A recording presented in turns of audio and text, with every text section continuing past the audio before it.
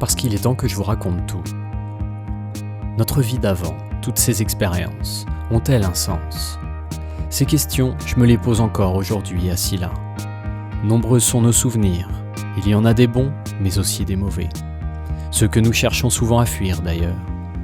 Mais maintenant qu'ils font partie de nous, pourquoi ne pas faire en sorte qu'ils soient les moteurs de cette vie ? Ne plus avoir peur de ce que nous sommes, de ce qui nous a construits. Accueillir ces moments comme des opportunités à grandir, à apprendre. C'est comme ça que je vois mon chemin aujourd'hui.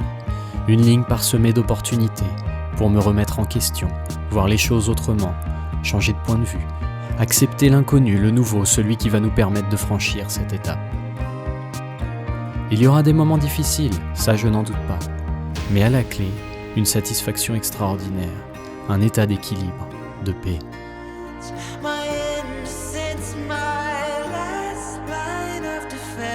Salut, moi c'est Michael. Il y a 6 ans, une pathologie chronique est venue à moi. Aujourd'hui, je veux te partager tout ce qu'elle m'a appris et ce qu'elle m'apprend encore chaque jour.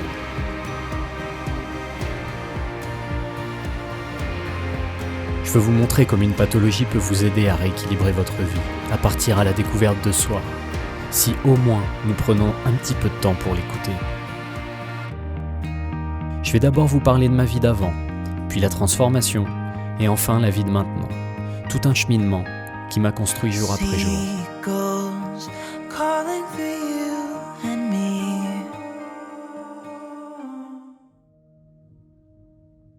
J'ai un jour normal, je suis conducteur de travaux depuis peu de temps, depuis une petite année. Et sur chantier, un soir, je me rends compte que je m'assois dans ma voiture et je me rends compte que je peux plus tenir assis dans ma voiture.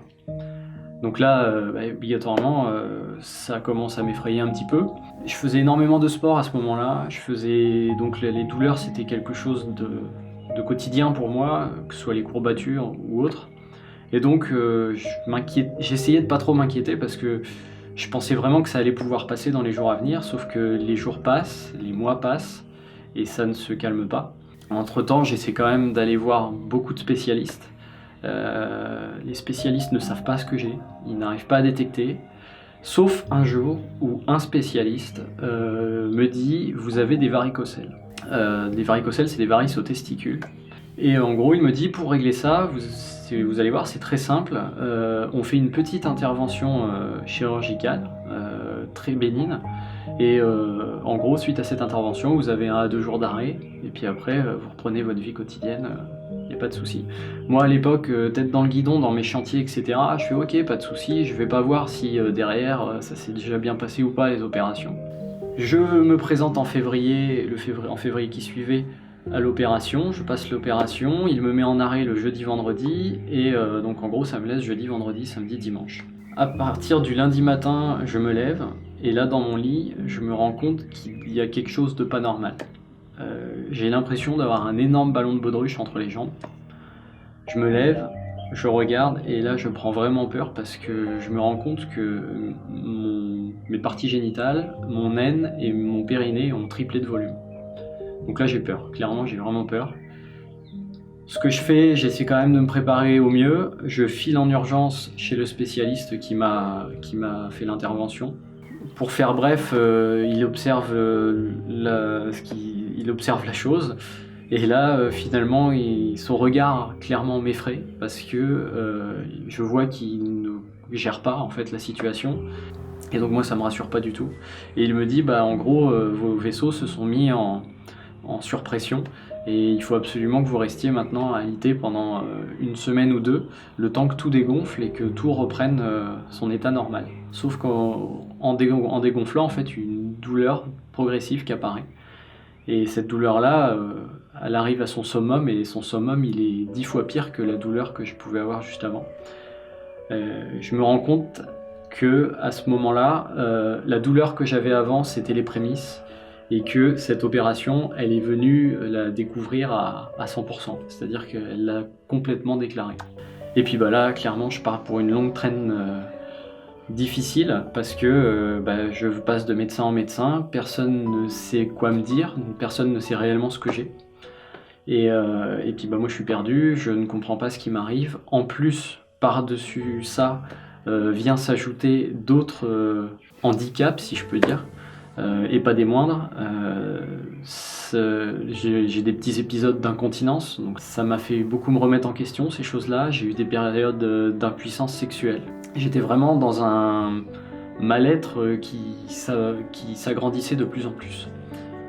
Et au bout de quelques mois, j'ai un ami qui vient dormir chez moi, qui est en fac de médecine à ce moment-là.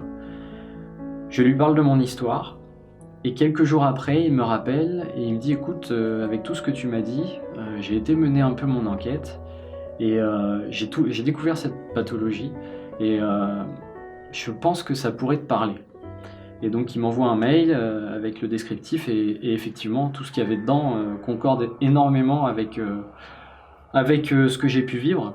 Donc là, il faut savoir qu'on est quand même 2 ans et demi après le commencement de la pathologie. Et donc à partir de ce moment-là, en fait, je me rends compte que je commence à prendre conscience de ce que j'ai. Donc c'est le syndrome du canal d'Alcock, le mail qu'il m'envoie. Et en fait, le syndrome du canal d'Alcock, c'est aussi appelé la névralgie pudendale, ou alors le syndrome du nerf honteux. Nerf honteux, pourquoi ? Parce qu'en fait, le nerf pudendal, il part du bas de la colonne, il traverse la fesse, il traverse l'anus, le périnée, l'aine, les testicules, la verge, et il remonte dans le ventre. C'est-à-dire que quand ce nerf-là dysfonctionne, quand il génère de la douleur, même si c'est pas le nerf qui génère, mais le cerveau, mais bon, en gros, toute la douleur s'irradie dans ces zones-là. Et très clairement, la douleur de la névralgie, c'est quand même une douleur qui est très difficile à supporter, qui nous challenge énormément sur le moment. Moi, à cette époque-là, j'avais du mal à y faire face. Vient alors ce moment de césure, le point charnière qui bouleverse tout, qui détruit tout pour mieux reconstruire. Ce moment où les repères n'existent plus pendant quelque temps, où l'on navigue à vue, où il est préférable de se laisser porter par le courant plutôt que chercher à retrouver ce qui n'existe plus. Ce moment où la transformation se matérialise, car notre corps et notre être sont prêts à l'accueillir et à l'écouter. Ce moment instable, si indispensable au nouveau soi qui est en train de naître. Et donc, un soir, j'avais pris pour habitude, étant donné que je continuais quand même difficilement à travailler, j'avais pris pour habitude régulièrement le soir d'aller me poser en bord de Loire. J'avais besoin en fait de ce moment d'apaisement, sortir de toute l'activité qu'il pouvait y avoir derrière, et essayer de me mettre juste dans un endroit calme et naturel. Et en fait, me vient cette pensée-là, je me dis, voilà, là où t'en es, il te reste plus que 2 choix. Soit tu abandonnes la partie, soit tu fais en sorte que ce que tu es en train de vivre, ça ait du sens, que ça soit constructif. Et je vous avoue que ça a été difficile, même d'en reparler là, ça commence à me remonter un peu des émotions. En fait, j'ai commencé à me rendre compte, tout simplement, que de la façon dont je voyais ce qui m'arrivait me dépendait. C'est-à-dire que quand on trouve du sens à quelque chose, ça veut dire qu'on commence peut-être à faire confiance à ce qu'il y a autour de nous et à notre corps aussi. I hear the neon signs and the street lights buzz. The lovers, the one night stands and the ones who buy it. Et donc je me suis dit non, il faut que je trouve du sens. Et en plus je me suis rendu compte après en observant le monde qu'il ne peut que y avoir du sens en fait dans ces choses-là. Quand on voit à quel point l'écosystème, le monde, les choses sont tellement bien imbriquées ensemble, c'est-à-dire qu'on le voit par l'écologie aujourd'hui, quand on enlève une espèce animale, quand on enlève quelque chose qui vient déséquilibrer la balance, et on se rend compte en fait ça déséquilibre tout un système. Et je me suis rendu compte que la douleur ça devait sans doute être la même chose. Et donc voilà, à partir de ce moment-là, je me suis dit, ce que tu es en train de vivre là, c'est plus à l'extérieur que tu trouveras la solution, c'est à l'intérieur. Et va falloir que tu y trouves du sens, va falloir que tu saches pourquoi c'est venu, pourquoi c'est là, parce que de toute façon t'as plus que ça à faire, t'as plus rien d'autre à faire, la seule solution aujourd'hui c'est ça. Et donc je me rends compte que depuis que j'ai changé de regard sur mon corps, que j'ai changé de regard sur ce qui m'arrive, les choses se transforment petit à petit. Les choses vont même mieux. C'est-à-dire que même moi, intérieurement, moralement, je vais mieux. Je retrouve quelques petites bases. Et puis surtout, le plus important, c'est que je fais enfin confiance en mon corps. C'est-à-dire que cette fois-ci, je sais qu'il est en train de me transmettre un message et que maintenant, il ne me reste à moi de l'écouter. Puis arrive un moment où nous prenons conscience que tout ce que nous avons vécu jusqu'ici a sans doute un sens précis. Une aide précieuse qui nous a permis de partir à la découverte de soi. Apprendre encore et toujours, c'est sans doute le chemin que nous devons parcourir depuis que nous frôlons les plaines du globe. Il n'y a pas de meilleur professeur que la vie qui vous entoure. Il suffit simplement de l'écouter. Un peu comme si je m'étais pris au jeu dans cette transformation. J'ai commencé à voir toute cette pathologie avec beaucoup plus de recul et en fait j'ai commencé à y trouver du positif. Toutes ces choses qui apparaissaient dans ma vie avaient un sens, notamment que la pathologie elle était juste en train de me refléter mon équilibre de vie. Mon corps était juste en train d'essayer de communiquer avec moi et parce que je ne l'écoutais pas avant en fait. Je pensais lui faire du bien en faisant du sport, en faisant toutes ces choses que je faisais à l'excès. Mais en fait non, pas du tout. Que ce soit d'un point de vue professionnel, que ce soit du point de vue de mes hobbies, en fait je ne faisais que faire souffrir mon corps et je l'écoutais pas. Et il y a un moment c'est lui qui m'a dit stop en fait. Et j'ai pris conscience grâce à la douleur qu'il fallait que je prenne du recul sur tout ça. Et en fait la douleur est devenue mon professeur. Elle a commencé à me permettre d'apprendre à écouter mon corps.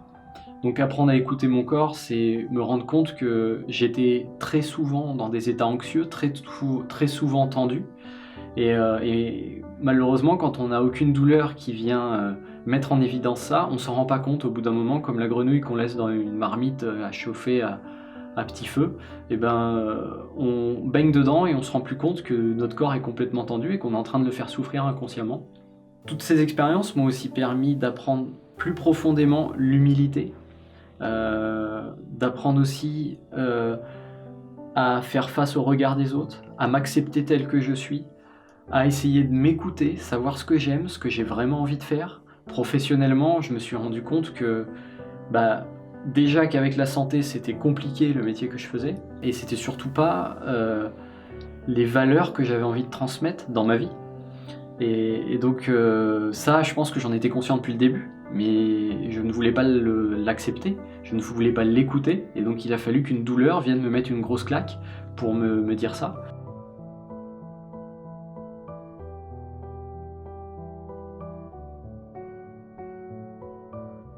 Et j'ai commencé à découvrir des nouvelles techniques grâce à ça.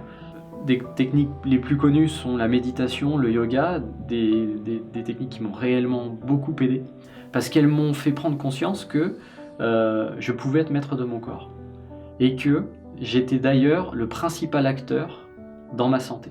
J'avais le pouvoir de prendre en main mon corps, et que dans n'importe quel problème de ma vie, j'étais le principal acteur.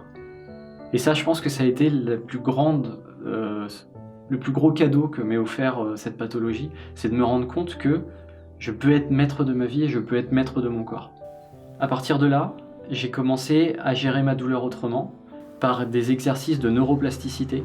Je suis passé d'un ressenti de douleur à 7-8 sur 10 à 0,5 sur 10, voire même rien.